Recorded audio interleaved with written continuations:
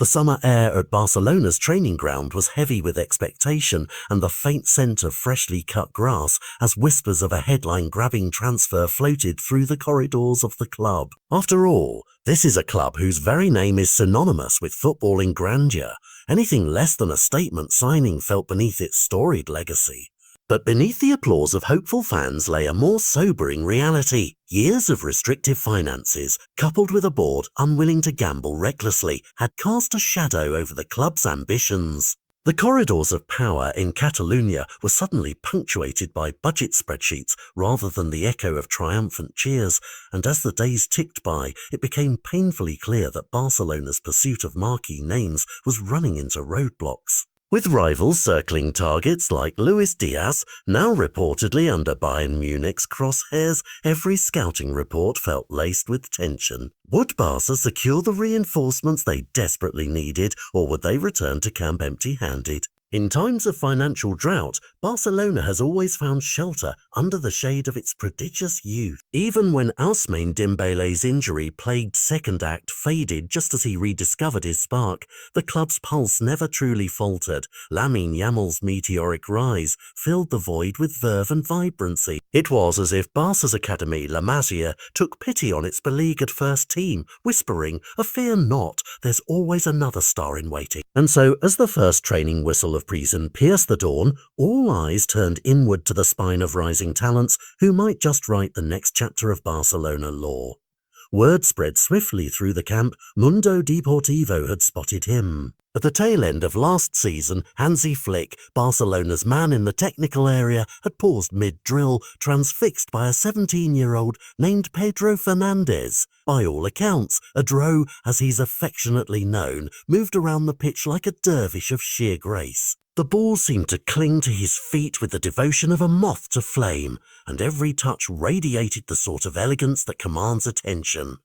If Flick's endorsement were a gospel, then Adro had just been anointed. In the labyrinth of youth football, nicknames are badges of honour, and Adro carries his with understated swagger. In a squad peppered with Pedros, it signalled that this one danced to his own rhythm. Watching him, you noticed more than just the poetry of his first touch. You felt the magnetic pull of a player born to create. He flitted into pockets of space that seemed invisible to defenders, his head up, surveying angles like a chess grandmaster, planning the next check.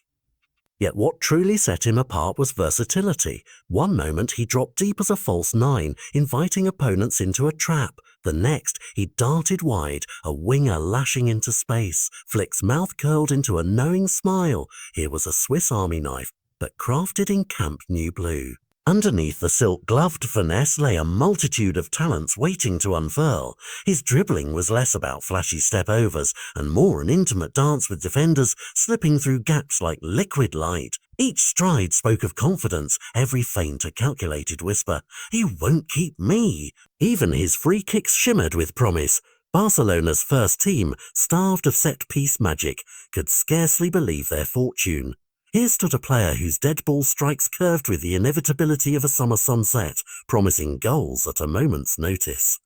And then there were his runs, timed with the precision of a metronome, bursting into the box late, leaving centre-backs scrambling in his wake. He was, quite literally, a box destroyer, the kind of player who turns half-chances into headlines. Away from the glare of spotlights, Pedro tapped iron and sweat to forge his body into one that could match his mind's agility. Strength training sessions echoed with the clang of weights, while conditioning drills left him breathless beneath the Mediterranean sun. There was no rush, no gilded promise of stardom stamped on his forehead. Barcelona curated his growth with the patience of a gardener, coaxing a rare bloom. No pressure, no panic, only the steady heartbeat of development, day by deliberate day. The upcoming tour offers him his stage, roaring crowds, cavernous stadiums, the electric hum of expectancy. He will lace up alongside senior pros, some wary of the spotlight, others itching to reclaim past glories, and the cauldron of competition will burn hot. Every touch, every pass, every sprint will carry the weight of a dream. Will his elegance translate to end product? Can he wrestle minutes from seasoned campaigners? Dro's eyes gleam with resolve. His objective is unambiguous, to seize his moment and etch his name on the tapestry of Barca folklore. In the wings of Barcelona's Grand Theatre, a cohort of young hopefuls stands ready, forward prospects and wingers whose names, though less heralded, brim with potential. The broken promise of one signing may yet be healed by the fiery spirit of another youth cohort. As the sun dips below the Pyrenees, the training ground's floodlights flicker to life, casting long shadows that dance with anticipation. It's here, amid the drone of whistles and the thunder of boots on turf, that destiny beckons. Barcelona may have faltered in the transfer market, but in Dro and his peers, they may just have charted a brighter path forward.